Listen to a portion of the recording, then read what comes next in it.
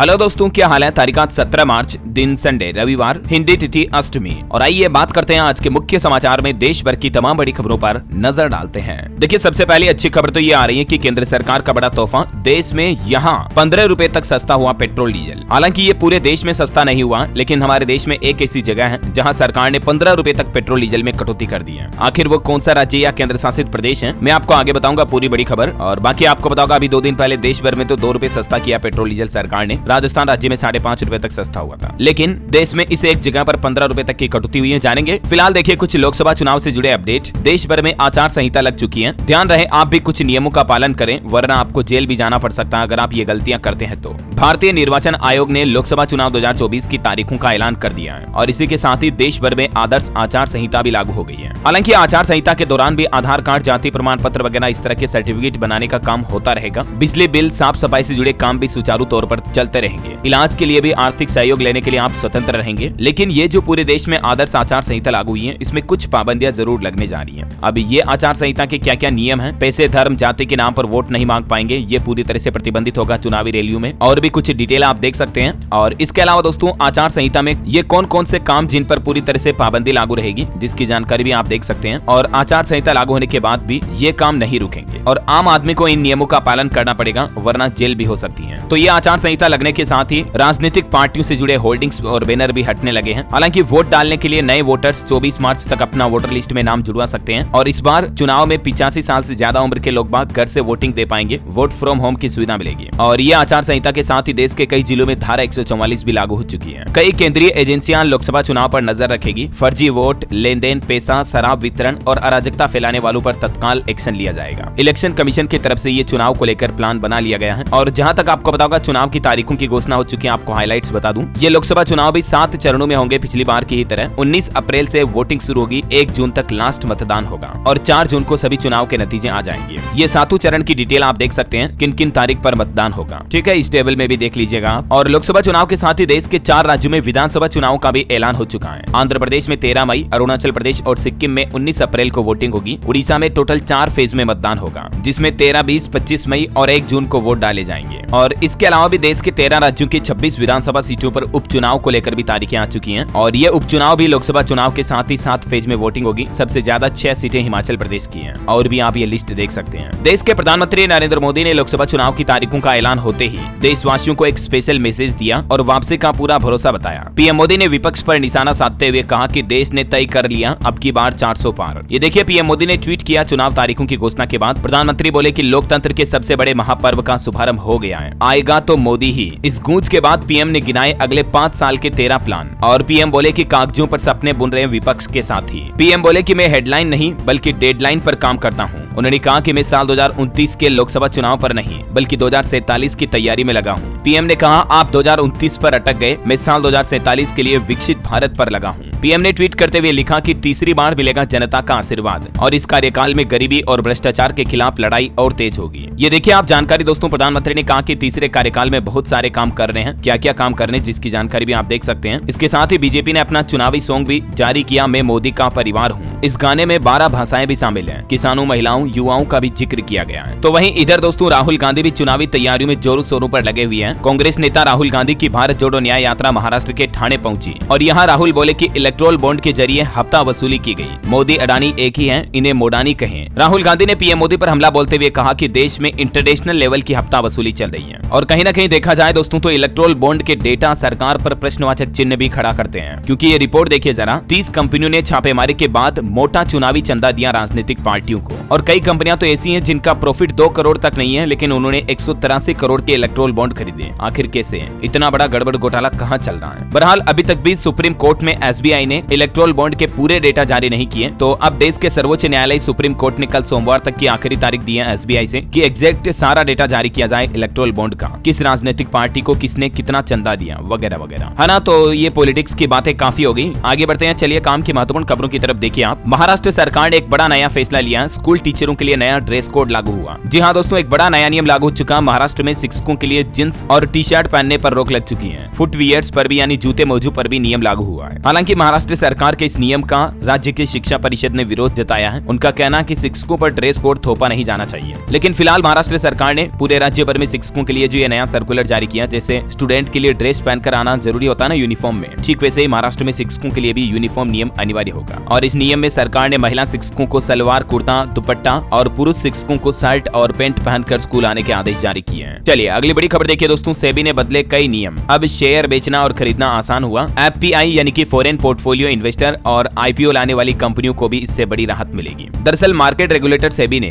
अपनी board meeting में व्यापार को आसान और बेहतर बनाने के लिए कई उपायों को मंजूरी दी है। अब इसके बारे में थोड़ी डिटेल जानकारी आप स्क्रीन पर देख सकते हैं। एफपीआई की किसी बदलाव के बारे में बताने और उससे जुड़े दस्तावेज जमा करने के लिए 30 दिन की मोहलत होगी। और वैसे शेयर मार्केट के निवेशकों के लिए एक और अच्छी खबर ये है दोस्तों कि T+0 सेटलमेंट का बीटा वर्जन 28 मार्च को इसी महीने लॉन्च होने जा रहा है। अभी मार्केट में T+1 सेटलमेंट साइकिल सिस्टम लागू है और इसके तहत अभी आपको पता होगा, आप स्टॉक को बेचते हो तो एक दिन बाद आपके अकाउंट में पैसा जमा होता है, राइट। लेकिन T+0 सेटलमेंट सिस्टम लागू होने के बाद स्टॉक बेचने के सेम डे ही सेटलमेंट हो जाएगा, यानी कि शेयर को बेचने के बाद आपको उसी दिन पैसा भी मिल जाएगा। चलिए अगली बड़ी खबर देखिए, CAA लागू होने के बाद गुजरात सरकार ने बड़ा कदम उठाया और 18 पाकिस्तानी शरणार्थियों को भारत की नागरिकता भी दे दी है। और वहीं CAA के खिलाफ सुप्रीम कोर्ट पहुंचे मुस्लिम नेता असुद्दीन ओवैसी। उन्होंने याचिका में कहा कि इस कानून पर तुरंत रोक लगाई जाए। हालांकि सुप्रीम कोर्ट में अब सभी रोक लगाने वाली याचिकाओं पर 19 मार्च को सुनवाई होगी, मैंने आपको बताया था अपडेट। चलिए दोस्तों अगली बड़ी खबर देखिए, सैन्य प्रशिक्षण के दौरान घायल होने पर अमान्य हुए तो भी मिलेंगी सुविधाएं। देश के रक्षा मंत्री राजनाथ सिंह ने इस नए प्रस्ताव को मंजूरी दी है, जो कि हमारे देश के सैनिक इंडियन आर्मी के जवानों के लिए वाकई में बड़ी खुशखबरी है। सैन्य प्रशिक्षण का मतलब जब आर्मी की ट्रेनिंग होती है ना, उस दौरान अगर कोई छात्र कैंडिडेट घायल भी हो जाएगा ना, तो भी उनको प्रदान की जा रही पुनर्वास सुविधाओं के विस्तार के प्रस्ताव को रक्षा मंत्रालय ने मंजूरी दे दी है। और भी डिटेल आप देख सकते हैं। चलिए अगली बड़ी खबर देखिए, ST आरक्षण में 10% का इजाफा यानी कि बढ़ोतरी की गई। OBC में 15 नई जातियां जोड़ी गई। चुनाव से पहले जम्मू कश्मीर में केंद्र सरकार ने यह बड़ा दांव खेला है। केंद्र शासित राज्य जम्मू कश्मीर के उपराज्यपाल की अध्यक्षता में प्रशासनिक परिषद की बैठक हुई, जिसमें कई महत्वपूर्ण निर्णय लिए गए। और इनमें एक तो ST का आरक्षण जम्मू कश्मीर में 10% बढ़ चुका है। OBC की कैटेगरी में 15 नई जातियों को जोड़ा गया है। सरकार के इस फैसले से वहां की पहाड़ी जनजातियों, पटदारी जनजाति, कोली और गुड्डा ब्राह्मण को बड़ा फायदा मिलेगा, क्योंकि अब इनका आरक्षण का कोटा कुल 20% हो जाएगा। चलिए अगली बड़ी अच्छी खुशखबरियां, ग्रामीण डाक सेवकों के लिए सेवा स्थितियों में सुधार के लिए नई योजना शुरू की है सरकार ने। जो हमारे देश के ग्रामीण डाक सेवक है ना, उनके लिए गवर्नमेंट की तरफ से ये नया नोटिफिकेशन जारी किया गया, देख सकते हैं आप। केंद्रीय मंत्री अश्विनी वैष्णव ने एक फाइनेंशियल अपग्रेडेशन स्कीम लॉन्च की है GDS के लिए, और इस स्कीम से हमारे देश में तकरीबन 2.5 लाख से भी ज्यादा डाक कर्मचारियों को बड़ा फायदा होने वाला है। अपग्रेडेशन में ये राशि कितने समय में कितनी होगी, जिसकी जानकारी भी आप देख सकते हैं। चलिए बड़ी खबर देखिए, अब सिकल सेल एनीमिया जैसी बीमारी का भी इलाज संभव हो पाएगा। दुनिया की सबसे सस्ती मेडिसिन बनकर तैयार हो चुकी है। हमारे देश के स्वास्थ्य मंत्री ने प्रधानमंत्री को इस सफलता पर बधाई भी दी। दोस्तों जब हमारे शरीर में खून की कमी हो जाती है ना, तो उसी बीमारी को मेडिकल भाषा में एनीमिया कहा जाता है। पूरा नाम सिकल सेल एनीमिया। और इसको भारत से खत्म करने के लिए अब सरकार ने बड़ा कदम उठाया है। हमारे भारत में ही स्वदेशी दवाई बनाई गई। इसके लिए भारत सरकार का लक्ष्य है कि साल 2047 तक सिकल सेल एनीमिया को भारत से पूरी तरह से खत्म किया जाए। ये दवाई भी आप देख सकते हैं इसका क्या नाम है, और ये ऑफिशियली अनाउंसमेंट भी किया गया। खुद देश के स्वास्थ्य मंत्री मनसुख मांडविया की तरफ से ट्वीट करके इस बात की जानकारी दी गई है। चलिए अगला बड़ा फैसला देखिए, स्थानीय भाषा में पढ़ाया जाएगा अब विज्ञान। 50,000 स्कूलों तक पहुंचेगा IIT मद्रास। देश में विज्ञान को आसान भाषा में समझाने और पढ़ाने के लिए भारतीय प्रौद्योगिकी संस्थान मद्रास ने यह नई पहल की है, और जल्दी आपको अपनी स्थानीय भाषा में विज्ञान की स्टडी देखने मिलेगी। चलिए बड़ी खबर देखिए, पुलिस कर्मियों को वर्दी में रील बनाना अब महंगा पड़ेगा। उत्तराखंड IG ने सख्त कार्रवाई की चेतावनी भी दी। और एक बड़ा अपडेट ये निकल कर आ रहा दोस्तों कि अब नए नियमों के तहत ही रिलीज होगी आने वाली सभी नई फिल्में। CBFC की तरफ से नई गाइडलाइंस जारी की है। इसको लेकर उम्र और महिलाओं को लेकर भी बड़े बदलाव हुए हैं। सबसे पहले तो समझिए CBFC का मतलब क्या है। इसका मतलब है central board of film certification. Hindi में इसे कहते हैं केंद्रीय फिल्म प्रमाणन बोर्ड। और इसके द्वारा जो ये फिल्मों के लिए नए नियम लागू किए गए हैं, इनमें एक शर्त रखी है कि UA सर्टिफिकेट मिलने वाली फिल्मों को भी 3 श्रेणी में बांटा जाएगा। यानी अब फिल्में 7 साल, 13 साल और 16 साल के बच्चों को ध्यान में रखते हुए रिलीज की जाएगी कि फिल्म बच्चों की कैटेगरी की है, टीनेजर्स की है या नहीं, ऐसा। चलिए अगली खबर है, दिल्ली के मुख्यमंत्री अरविंद केजरीवाल का बड़ा ऐलान। रेहड़ी पटरी वालों को मिलेगी स्थायी जगह। दरअसल दिल्ली के रेहड़ी पटरी वालों के लिए बड़ी खुशखबरी देखिए, दिल्ली की केजरीवाल सरकार एक बार फिर से सर्वे करवाएगी और फिर उन्हें दुकान लगाने की अनुमति होगी। और रेहड़ी पटरी वालों को सरकार खुद परमानेंट जगह देगी उनकी दुकान लगाने के लिए, धंधा करने के लिए, है ना। और वहीं देखिए बड़ी खबर, आतंकवाद पर गृह मंत्रालय ने एक बड़ा एक्शन लिया। यासीन मलिक की पार्टी पर 5 साल तक के लिए प्रतिबंध बढ़ा दिया है। ये भी जम्मू कश्मीर का ही एक संगठन है। चलिए अगली खबर आ रही है, 1 जुलाई और 1 जनवरी को काल्पनिक इंक्रीमेंट लगेगा। 30 जून और 31 दिसंबर को रिटायर होने वाले कर्मचारियों को वेतन वृद्धि यानी वेतन बढ़ोतरी का फायदा मिलेगा।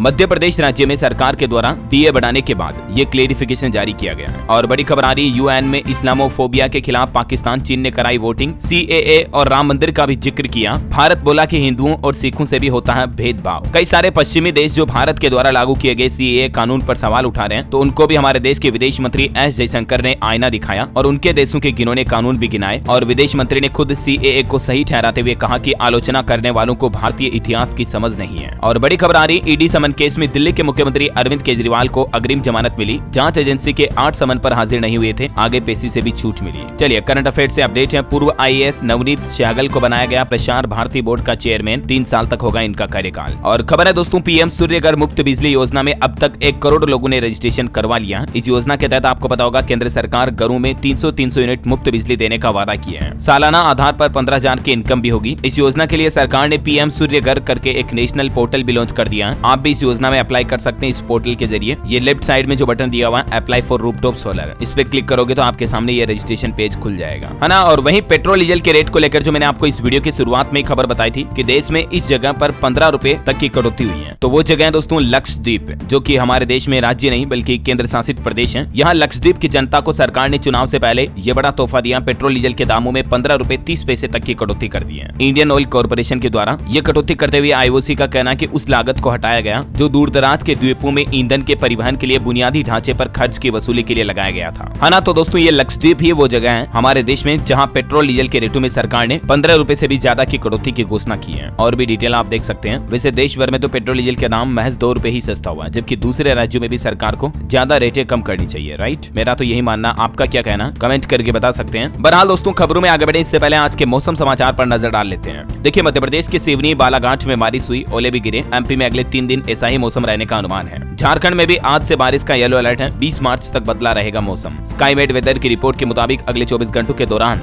देश में और भी मौसम की संभावित गतिविधियां क्या रह सकती हैं, जिसकी डिटेल ये देख लीजिएगा स्क्रीन पर। ओके, और चलिए आगे बढ़ते हैं खबरों में। देखिए भारत के लिए एक बड़ी अच्छी खबर, साल 2047 तक GDP में रियल एस्टेट का योगदान भी 5.17 लाख करोड़ डॉलर होने का अनुमान है। ऑटो इंडस्ट्री से खबर आ रही, 3 अप्रैल को नई कॉम्पैक्ट SUV लॉन्च होने जा रही जो नेक्सॉन और हुंडई वेन्यू को भी टक्कर देगी। टोयोटा कंपनी SUV मार्केट में ये अपना नया प्रोडक्ट लेकर आ रही है। टोयोटा अर्बन क्रूजर का अपडेटेड मॉडल है और कंपनी इसे 3 अप्रैल को मार्केट में पेश करेगी। चलिए अगला अपडेट देखिए दोस्तों, हिमाचल प्रदेश में अब नहीं बिकेगी कॉटन कैंडी। स्वास्थ्य विभाग ने यहाँ पर भी बैन लगा दिया। जो गुड़िया के बाल वगैरह कॉटन कैंडी कई नामों से जानी जाती है ना, ये अब हिमाचल में भी नहीं बिक पाएगी। और स्पोर्ट्स न्यूज पर बड़ी खबर देखिए, भारत में ही खेला जाएगा IPL का पूरा सीजन। BCCI सचिव जय शाह का UAE में मुकाबले कराने से इनकार कर दिया गया। 22 मार्च को IPL का पहला मैच होगा। और बड़ी खबर आ रही है NMC यानी नेशनल मेडिकल कमीशन की तरफ से देखिए, नए क्षेत्र में बढ़ाए जाएंगे 112 मेडिकल कॉलेज। 1 लाख से ज्यादा छात्रों का MBBS सीटों पर प्रवेश होगा यहाँ पर। और एक बड़ी चौंकाने वाली रिपोर्ट सामने आ रही, देखिए दोस्तों हमारे देश में हर 8 जोड़ों में से 1 जोड़ा बांझपन से पीड़ित है, यानी उनके बच्चे नहीं हो रहे हैं। महिला पुरुषों की संख्या की बात करें तो इसमें भी डिफरेंस काफी ज्यादा है। और इसके पीछे रिपोर्ट में वैज्ञानिकों ने बताया कि अनियंत्रित जीवन शैली और जंक फूड, जो आजकल के फास्ट फूड आते हैं ना, यही मुख्य वजह है। इससे पुरुषों में शुक्राणु कमजोर होते हैं और ऐसे में बच्चा पैदा नहीं हो पाता है। इसलिए जितना हो सके बाजार फूड को अवॉइड करें, है ना। और वही देखिए एक बड़ी दुख भरी खबर, हरियाणा के रेवाड़ी में बड़ा हादसा हो गया। स्पेयर पार्ट्स की कंपनी में बॉयलर फट गया, 40 से ज्यादा लोग झुलस गए। हालांकि गनीमत राहत की बात यह कि अभी तक किसी की जान माल की खबर नहीं आ रही है। और वहीं देखिए दोस्तों, दिल्ली सरकार ने भी सोलर पॉलिसी लागू कर दी है। अब दिल्ली में लोगों का बिजली बिल 0 हो पाएगा, ऊपर से कमाई भी अलग होगी। जिस तरह से केंद्र सरकार ने PM सूर्यघर सोलर योजना लॉन्च किया ना, रूफटॉप सोलर योजना, ठीक वैसे ही दिल्ली सरकार ने भी ये सोलर पॉलिसी लागू करने का प्लान किया है। और वहीं देखिए गृह मंत्री अमित शाह ने CAA पर भी बात की और अमित शाह बोले कि POK पाकिस्तान का हिस्सा है, वहाँ के सभी लोग हमारे अपने हैं, चाहे हिंदू हो या मुस्लिम हो, और इसलिए CAA नागरिकता संशोधन कानून बहुत जरूरी है। और देखिए देश के प्रधानमंत्री नरेंद्र मोदी ने कर्नाटक के कलबुर्गी में जनसभा का आयोजन किया। PM बोले कि कांग्रेस कितने भी कपड़े बदले लेकिन उसकी करतूतें नहीं बदलती हैं। तेलंगाना के नगर कुरनूम का भी दौरा किया प्रधानमंत्री ने। यहाँ चुनावी रैली में बोले कि चुनाव की तारीखों के ऐलान से पहले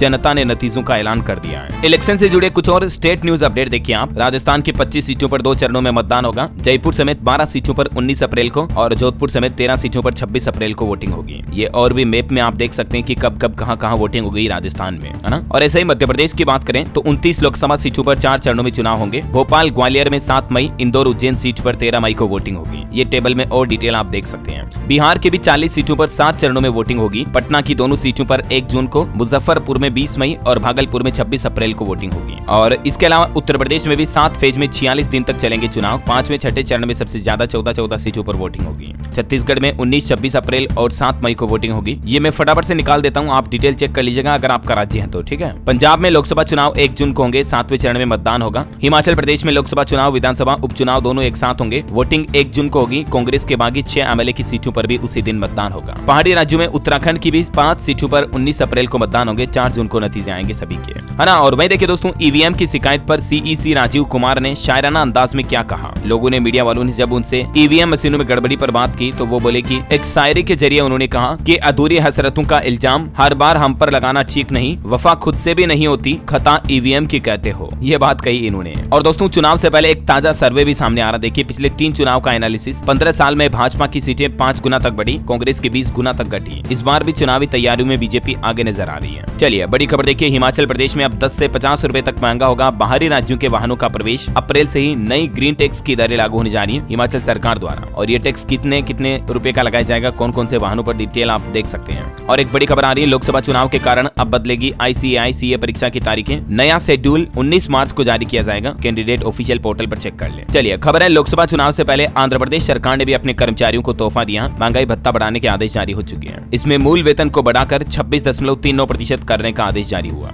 और एक अच्छी खबर है, इस राज्य के सरकारी कर्मचारियों की भी मौज हुई, अब ज्यादा सैलरी मिलेगी। दरअसल हरियाणा सरकार ने भी महंगाई भत्ता 4% बढ़ाकर 46 से 50% कर दिया। इससे पहले आपको पता होगा झारखंड और कर्नाटक सरकार भी डीए बढ़ा चुकी है। अभी हरियाणा सरकार ने भी कर्मचारियों को यह बड़ा तोहफा दिया है। और इधर छत्तीसगढ़ सरकार ने भी लोकसभा चुनाव से पहले कर्मचारियों के वेतन में 4% बढ़ोतरी का ऐलान कर दिया महंगाई भत्ते के जरिए, है ना। चलिए अगली खबर है दोस्तों, उत्तराखंड के मुख्यमंत्री पुष्कर सिंह धामी सरकार ने CNG गाड़ी खरीदने पर बड़ा फैसला लिया। 50% तक सब्सिडी मिलेगी। अधिकतम 15 लाख रुपए या 50% सब्सिडी देने पर भी मंजूरी मिली कैबिनेट बैठक में। ये इसका फॉर्म है। चलिए किसान भाई लोगों के लिए अच्छी खबर है, यूपी के किसानों को लेकर योगी सरकार ने बड़ी घोषणा कर दी है। उत्तर प्रदेश में बनेंगे 63 नए गोदाम, जहां किसान भाई लोग अपनी फसलों का भंडारण कर पाएंगे। योगी सरकार ने एक और बड़ा फैसला लिया, यूपी में नजूल की जमीनों पर अब नहीं चलेगा बुलडोजर, कोई भी बेदखल नहीं किया जाएगा। मुख्यमंत्री ने कहा कि डबल इंजन सरकार सपने नहीं बल्कि हकीकत बुनती है। गुरु जन्मेश्वर के नाम पर होगी अब मुरादाबाद की नई यूनिवर्सिटी। और वहीं देखिए बड़ी खबर, हरियाणा मेडिकल एसोसिएशन का बड़ा ऐलान, आयुष्मान और चिरायु कार्ड धारकों का नहीं करेंगे इलाज। सरकार नहीं कर रही बिलों का भुगतान और इसलिए हरियाणा के अस्पतालों ने इन फ्री